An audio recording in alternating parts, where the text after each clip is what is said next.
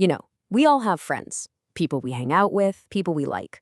But today, we're going to go a little deeper than that. We're digging into a source that explores a very specific, singular kind of bond, one that's so much more than just friendship. It's what you might call an unbreakable bond. So, let me just ask you, what really makes someone a best friend? Is it just about having a ton of inside jokes or knowing them forever? Well, the source material we're looking at today suggests it's something way, way deeper. It really challenges us to think past the easy answers. And this, right here, is where it all kicks off. The source starts with this line, which translates to, "He is not just my best friend." Right away, that tells you everything. The label best friend just doesn't cut it. It feels like an understatement, hinting at a connection so deep that our everyday words can't really do it justice. Okay, so if best friend isn't the right word, then what is? Well, the first big theme our source gets into is this idea of strength. But, and this is important, probably not in the way you're thinking. See, here's the key distinction the source makes. This isn't about having someone on the sidelines, cheering you on. It's about someone who is so woven into the fabric of who you are that they've become a literal part of your own strength. They aren't just an accessory to your power, they're a core component of it. And this next line, wow, "Wo meri strength hai," it just nails the whole point. Notice, it doesn't say he gives me strength. No, it says he is my strength. The sheer simplicity of that statement is what makes it so incredibly powerful. It completely reframes the entire relationship. All right, so if this person is literally a part of our strength, when does that really get put to the test? Our source argues that it's not proven when things are easy. It's proven in the absolute toughest times, through loyalty in the face of adversity. This slide lays out the ultimate test perfectly. On one side, you have when everyone else leaves. And let's be honest, it's easy to have friends when life is good. But this source says the relationship is truly defined by what happens when everything goes wrong. And this is the one person, the only person still standing right there with you. So here's the bottom line.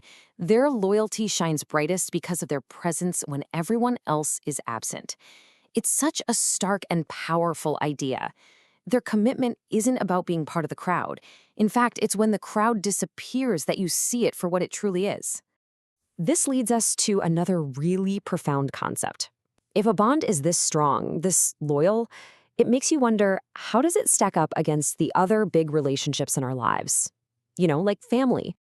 And this is where our source makes a pretty bold claim. It says, no blood relation yet closer than family. I mean, just think about that for a second. That's a huge statement. It challenges our most basic understanding of where our deepest connections are supposed to come from. Let's just unpack that a little. A blood relation is a bond you inherit, right? It's a bond of circumstance, but this other bond, what some people call a chosen family, that's a bond that's earned. It's built day by day. And our source suggests that because it's forged through choice and loyalty, it can actually reach a level of closeness that sometimes even blood relations can't touch. So we've got strength. We have this incredible loyalty, a bond that might even be deeper than family. But does it last? Is it permanent? Well, our final section here explores the endurance of this amazing connection. The source uses this word hamesha, which means always or forever. And this timeline really visualizes what that means. The bond was built on a foundation in the past. It's weathering all the craziness and changes of the present. And it's a constant you can count on stretching into the future. And this line, no matter how much life changes, it just sets up the conclusion so well. Because life is messy, right? It's unpredictable. Things are always in flux. But this bond, our source argues, is the anchor. It's the one thing that stays put. And there it is, the big finish. It brings us back to that familiar phrase, best friend forever. But now it's packed with all this new meaning we've just explored. They are your strength. They are your loyalty in the darkness. They are your chosen family. And they're there, always. Hamesha. So I'll just leave you with this question to chew on. When you think about all these different layers we've just talked about, strength, loyalty, chosen family, a bond that lasts forever, who comes to mind? Who is that unbreakable bond in your life?